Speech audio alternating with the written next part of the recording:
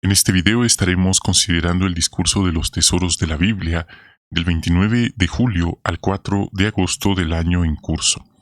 ¿Qué tal, amigos hermanos? ¿Cómo están? Espero estén bien, sean bienvenidos y ahora comenzamos. Tenemos el tema. El Salmo 69 predijo sucesos de la vida de Jesús.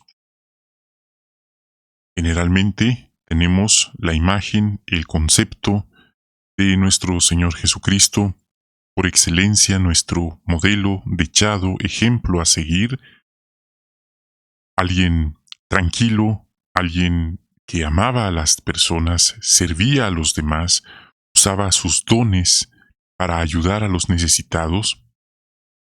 Pero una pregunta con la que podemos meditar: ¿alguna vez se enojó Jesús? ¿Qué piensa usted? ¿Qué logra recordar de su estudio de las Escrituras? ¿Se enojó Jesús? Hay quienes piensan que no, que todo el tiempo Jesús era amor, paz, bondad, amabilidad, y que Él nunca se enojó, porque el enojo no es de Dios. Pero, ¿qué pensaría si le mostráramos con la Biblia que Jesús en ocasiones se molestó, se indignó tanto de ver lo que ocurría a su alrededor? Bueno, repito, esto es algo que está en las Escrituras, está en la Biblia. Y eso es algo de lo que hablaremos en este discurso, las profecías. Nuestro Señor Jesucristo era una persona tan excepcional que la pregunta podría ser: ¿quién podía enojarse con Jesús? ¿A quién podría caerle mal Jesucristo? Y uno pensaría que la respuesta lógica, según nosotros, es que a nadie Jesús no le caería mal, a nadie Él sería del agrado de todo el mundo. Lo cierto es que al leer las Escrituras, al leer la Biblia, nos damos cuenta que no era así. Por ejemplo, aquí en el Salmo 69:4, la profecía dice: «Los que me odian sin ningún motivo son más que los cabellos de mi cabeza. Los que quisieran acabar conmigo, mis traicioneros enemigos, ahora son muchos. Me obligaron a entregar lo que yo no había robado». En los días de Jesús, el pueblo esperaba al Mesías, y ellos esperaban a alguien. Como ustedes saben, las apariencias muchas veces engañan. Ellos esperaban a alguien de una familia prominente de Israel, acaudalada, con influencias políticas y económicas muy poderosas, alguien reconocido y egresado de sus más eminentes escuelas rabínicas. Ellos esperaban que por allí apareciera el Mesías.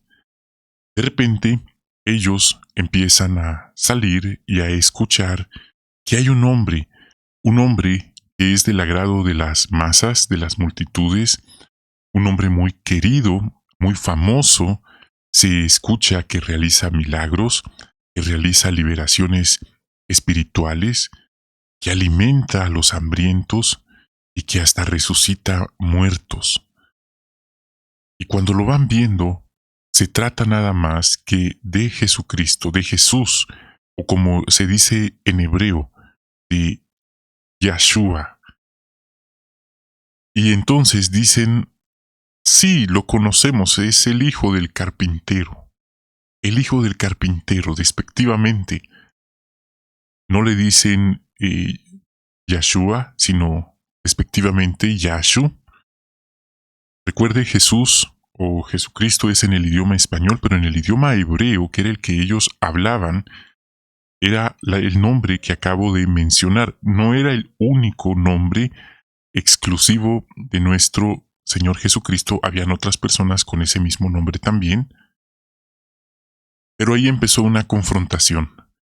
Ahí empezó a caerles mal. ¿A quiénes? A los líderes religiosos de aquel entonces, a los fariseos, a los líderes de las sinagogas, personas muy poderosas, muy influyentes. ¿Por qué no decirlo? En aquel momento aquellos líderes eran los representantes de Dios en la tierra. Esa palabrita, representantes de Dios en la tierra, ha sido muy recurrente. Incluso en días de Jesús, los líderes religiosos se autodenominaban los representantes de Dios en la tierra, y hoy en día ocurre igual. Los líderes religiosos buscando prominencia, buscando destacar sobre las masas, se autodenominan representantes de Dios en la tierra. Lo cierto es que si hubo alguien sobre quien el cielo se abrió y una paloma descendió y se escuchó una voz que decía: "Este es mi Hijo amado, escúchenlo, yo lo he aprobado", fue nuestro Señor Jesucristo. Pero de ahí, ni de los líderes religiosos de antes, ni los de hoy, se ha escuchado una voz del cielo que diga que estos son los representantes de Dios en la tierra. Entonces, el punto, hermanos, es ese. Al ver ellos que Jesús no se unía al negocio que ellos habían montado con Roma, con la religión, ellos tenían tratos turbios, tratos corruptos con Roma, bajo la mesa. Ellos recibían a cambio de esos tratos poder, influencia, protección también, y por supuesto riqueza. Tanto ellos como sus familias y sus descendientes. Y de repente aparece alguien que para ellos no era nadie, literalmente. Era un nadie, un hijo de un carpintero, así lo llamaban despectivamente, el hijo del carpintero. Y a Jesús, si había algo que le molestaba, era ver toda esta opulencia de estos líderes, cómo ellos vivían como reyes a costa del pueblo, a costa de la fe del pueblo y de la corrupción que imperaba en ellos. Jesús los puso en evidencia. Él no se unió a ellos en toda esa corrupción que habían montado. Y hay de aquel, de cualquier persona que se atreviera a cuestionarlos, que se atreviera a ponerlos en evidencia, que nada más estaban aprovechando de la posición que tenían como líderes religiosos, porque esos líderes eran tan poderosos que con un tronar los dedos eran capaces de mandar a eliminar a esa persona. De hecho, para ellos Jesús era un apóstata. ¿Por qué? Porque Jesús no se sometía a la autoridad de ellos, pero sí a la autoridad de Dios. Voy a darles un ejemplo. Cuando ellos comían, algo que los perturbaba en el alma profundamente era ver que Jesús no seguía la tradición de ellos de lavarse las manos antes de comer. Y ellos miraban que ni Jesús ni los discípulos se lavaban las manos. Y esto no solo los perturbaba, los enfadaba grandemente. Al grado que le decían a Jesús: "Oye Jesús, ¿por qué ustedes no siguen la tradición de lavarse las manos antes de comer?". ¿Qué les contestaba Jesús? Bueno, de hecho, esa es solo una tradición, decía Jesús, porque la ley de Dios no lo dice. A ver, muéstrenme, ¿dónde dice eso la ley de Dios? ¿Sabe qué respondían ellos? Bueno, la ley no lo dice explícitamente, pero lo decimos nosotros, los líderes religiosos. Y si nosotros lo decimos, es como si Dios mismo lo hubiera dicho, porque somos los representantes de Dios en esta tierra. Y Jesús, que no se iba a quedar callado, les decía todo lo contrario. Eran unos hipócritas, que eran los descendientes o la será de la serpiente, infiltrados en la adoración al Dios verdadero, que cómo iban a lograr escapar de todo el juicio que venía sobre ellos, de la destrucción y el fuego que vendría sobre ellos, y que todo el dinero y la fortuna que habían acumulado y el poder político no les iba a salvar del juicio que vendría sobre ellos. Así que, al leer eso en las Escrituras, no nos sorprende ver que ellos odiaban a Jesús. Si antes no tenían una razón válida para odiarlo, hoy sí tenían varias razones de peso. Jesús los puso en evidencia, les quitó la máscara, Y esto, hermanos, no pensamos que es un caso aislado. Esa historia se repite hoy en día también. Usted puede estar 100% seguro, si Jesucristo estuviera vivo hoy entre los hombres físicamente y Él anduviera caminando como anduvo hace más de 2000 años, los líderes religiosos de hoy, no las ovejitas, los feligreses, estamos hablando de los líderes, los que orquestan todo, buscarían la manera de eliminarlo nuevamente. ¿Por qué? Porque Jesús representa una amenaza al sistema religioso que han montado, sí, que es a través de la fe. Los líderes piramidalmente, los que están hasta arriba, viven como reyes y no solo ellos, también sus familias tienen propiedades, millones y millones en dinero, en bienes y raíces, y por supuesto con los gobiernos también tienen sus que veres. Claro que eso no lo hacen público a las ovejas, a los feligreses, y nuevamente buscarían la manera de eliminar a Jesús. Así que esta fue una profecía que se cumplió al pie de la letra. Jesús lo sabía y a él lo enojaba profundamente ver cómo estos líderes no ayudaban a las ovejas en necesidad, no ayudaban a las viudas, a los huérfanos, a los enfermos. Era nada más para ellos todo el tesoro económico. Y nuevamente esa historia se repite hoy. Usted puede darse cuenta que gran parte de los líderes religiosos de hoy no está en sus planes ayudar a viudas o a huérfanos. Generalmente prefieren que sean las mismas ovejas que se ayuden entre ellos, pero ellos jamás van a disponer de los fondos que administran para ayudar a los necesitados. Ahora, esto no pasó ahí nada más. Hubo otra ocasión en que Jesús se enojó y se molestó. Recuerde, al principio esa fue la pregunta del inicio. ¿Cuándo se molestó Jesús? Si Jesús se enojó alguna vez. Si lee la Biblia se va a dar cuenta que sí. Vamos a ver aquí en el Salmo 69:9. Nos dice, porque la devoción que siento por tu casa ha ardido en mi interior y los insultos de los que te insultan han recaído sobre mí. Notamos aquí que Jesús tenía un celo ardiente por la casa de Dios. Y es que en aquel entonces el templo en Jerusalén era la casa de Dios. Aquel era el segundo templo. Hoy ya no existe. Ese templo fue destruido años después que Jesús vino a la tierra. Pero el punto es que hoy las personas muy religiosas dicen que cualquier capilla, cualquier edificación o edificio es la casa de Dios. La denominación religiosa que usted quiera llamar es un cliché, podríamos decir, una expresión que se acuña al decir que un lugar religioso es la casa de Dios. Lo cierto es que no es así. Ni el Vaticano, ni las iglesias, ni las sedes mundiales donde tienen sus propios lugares, no son la casa de Dios. Así, aunque ellos pongan un rótulo que diga aquí es la casa de Dios, es totalmente falso. Nada más una usurpación. Pero para Jesús ver el templo sagrado que fue realmente la casa de Dios convertido en una casa comercial, en un banco prácticamente, esto lo enardeció, esto lo molestó. Y dice la Biblia que él volcó las mesas de estos comerciantes.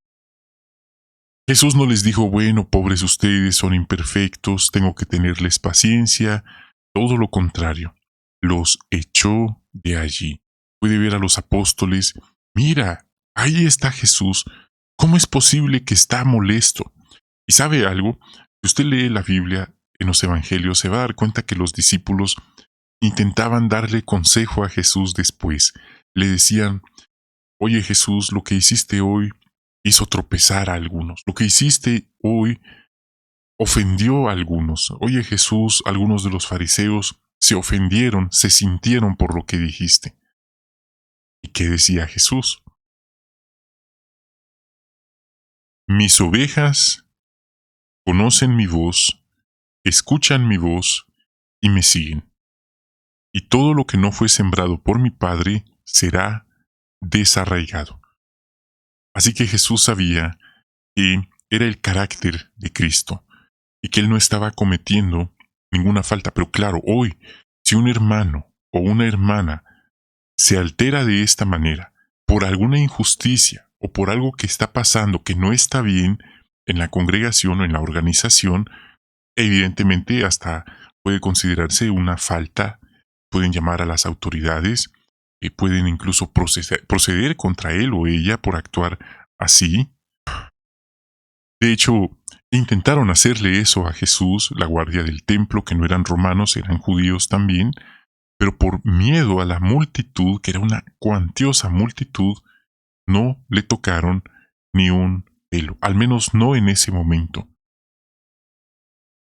Así que, hermanos, no pensamos que hoy Jesús está allá arriba viendo las cosas que pasan en el mundo y Él dice, bueno, pobres humanos, son imperfectos, todas las injusticias y maldades que hacen en mi nombre y en el nombre de mi Padre, bueno, los perdonamos porque están haciendo lo que es necesario. Son imperfectos y hay que ver lo positivo que hacen. Jesús no piensa así. Dice la Biblia que Él viene a pastorear a las naciones con vara de hierro.